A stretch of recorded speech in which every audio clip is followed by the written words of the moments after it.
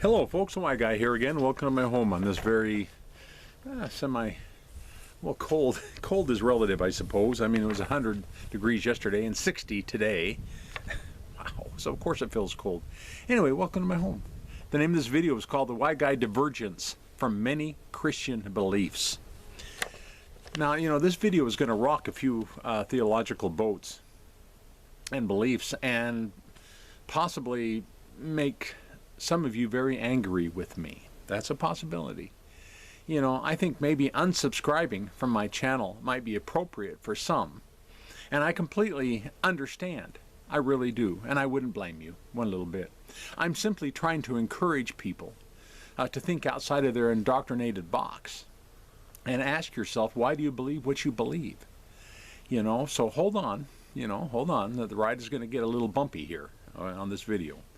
So due to researching Christian church history and discovering the many perversions and lies that were inserted into Scripture by the ancient Latin Church, I can't help but to conclude that the fundamentals of believing in God and His Son needs to be closely examined as well. Don't turn this off just yet, okay? I understand what I just said. I really do. When dealing with Christian dogma, I now have to ask, believe in which God? And Jesus who? So, let me explain it this way. Do I believe in a God who intentionally created a being to deceive Adam and Eve, resulting in causing harm to the children of God down through the ages? Do I believe in that God? No. Not any longer. In my opinion, love wouldn't do what Christians claim, which from their perspective, it's understandably, it's for the purpose to justify evil in the world.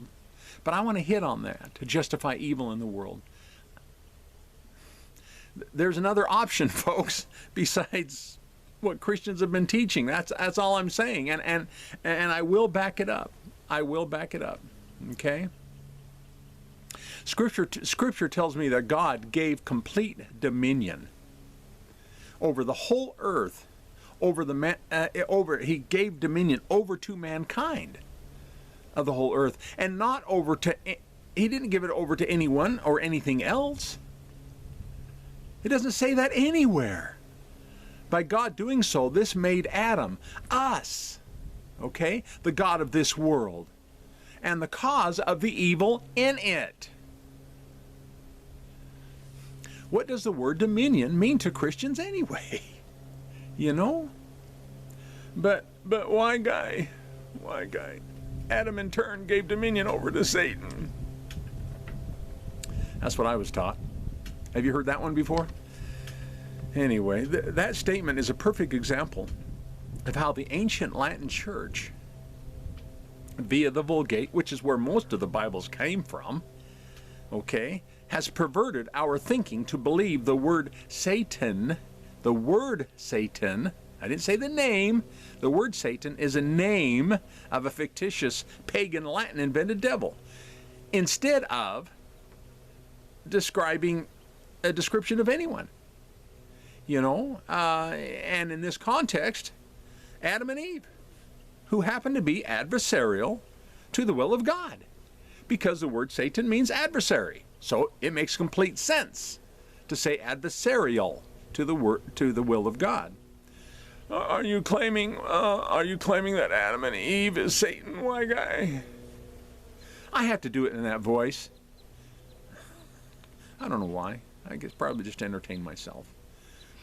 Anyway, no, not as a name of an individual. When I say Satan, Adam and Eve is Satan, not as a name of an individual, but I'm claiming that Adam and Eve, mankind in general, is Ha-Satan, which is the Satan in Hebrew. Yes, I am claiming that. Is mankind generally adversarial to the will of God or not, folks? Is mankind? Okay, I hope you caught that. Look into the mirror. Then watch the news. You bet your sweet rear ends we are. So I boldly claim that we are Satan, spoken in Scripture. as in the flesh, the carnal mind, the adversarial thought processes that are contrary to the will of God. It's that simple. As an example for our benefit, Jesus had to deal with the exact same flesh when tempted, tested in the wilderness. You don't think so? Then why was every temptation about the flesh? Or the power that the flesh desires is still about the flesh. So, my question is, where is the Bible passage that claims that Adam turned over his dominion to a devil?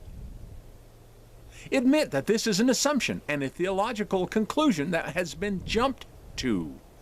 And it's not clear in the Bible.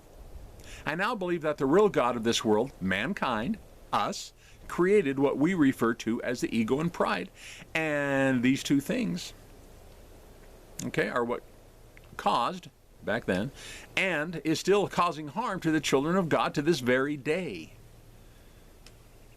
This makes far more sense than blaming a spiritual scapegoat. It just does. If you don't agree, then answer, where did pride and ego, which causes evil acts, by the way, where did it come from? Just out of thin air? Somebody invented it?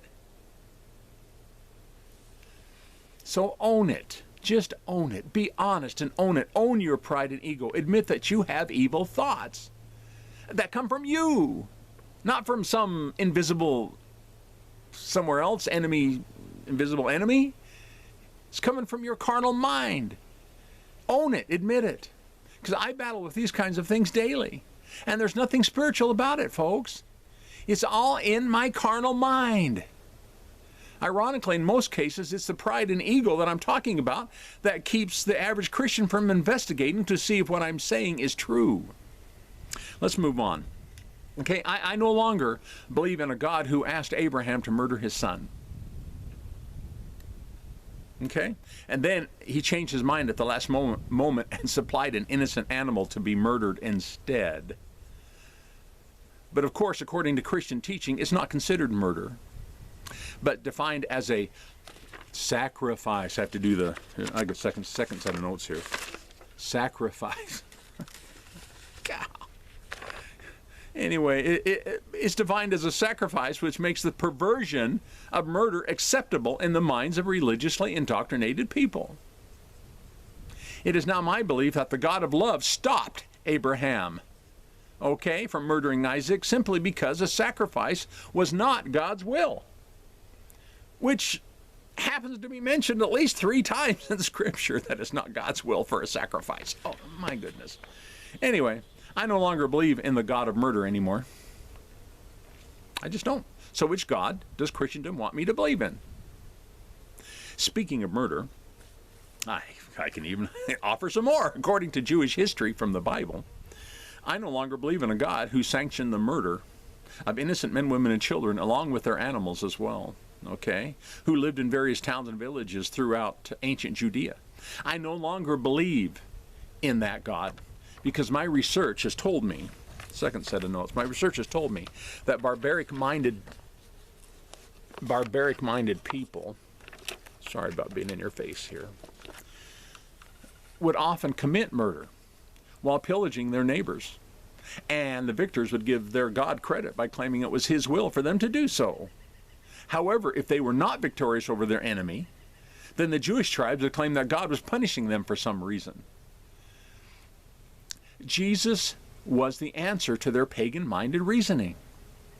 When the sandal-wearing, sweating man, Jesus, said that he only came for the house of Israel, in that context, Jesus didn't come to save anyone from a pagan folklore known as hell that the Jews didn't believe in anyway, but he came to expose the heart of their Abba Father to them. The real God. Not the false God who said, yeah, go out and murder these people. Are you following me? The house of Israel, then, because of Jesus explaining this, or his life showing this, the house of Israel decided to murder Jesus.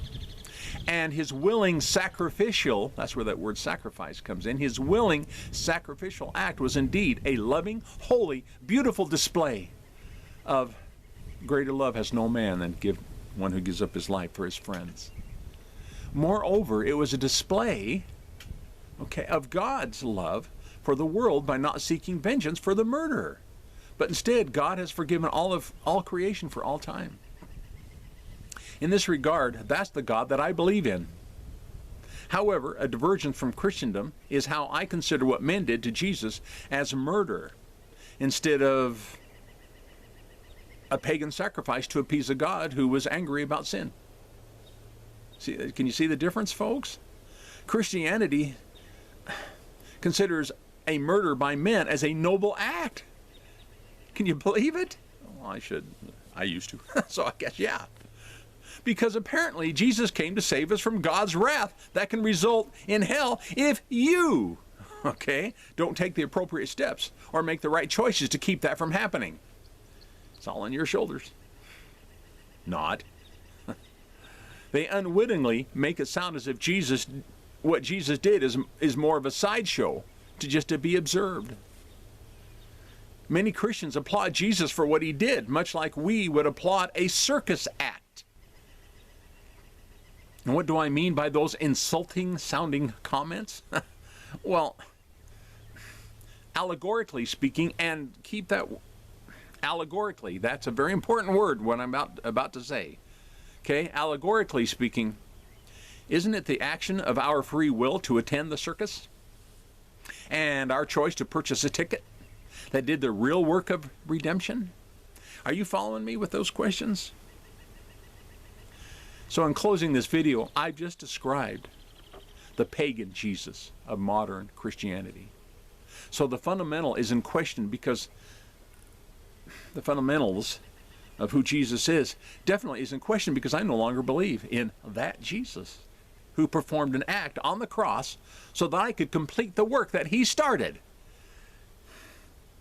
Anyway, yes, I'm passionate. Look me up on Facebook under a group called the White Guy Group. It's a private group. You got to answer 3 questions to join. I have an avatar name of John Anthony Jones, which is public. You can view these kinds of things openly before deciding to join the White Guy Group or going any further. Give me a thumbs up, thumbs down. If you're going to leave a comment that's in disagreement with what I've shared, make sure it's polite so I don't have to delete it. A thumbs up would be appreciated for those of you who do agree, okay? Apparently the thumbs means something to the algorithms of YouTube. Consider subscribing if you haven't already. Okay, now the commercial. Scroll down, you'll see the Show Me More section. There are 2 links to where you can help support what I'm trying to accomplish here in this channel. I do spend quite a bit of time researching, and I realize my reward is in heaven, but I get very little rewards, at least here in this time. And but there's a way. There's a Patreon. If you would like to become a Patreon supporter, I'd really appreciate it, as well as possibly once in a while buy yours truly a cup of coffee. Okay. I'm also going to leave 3 other links to Amazon, which is where I have my 3 books that have been published. That'll be on that Amazon link, and then lastly, of course, I have a thatwhyguy.com link to my website. Thank you so much for taking the time to view this.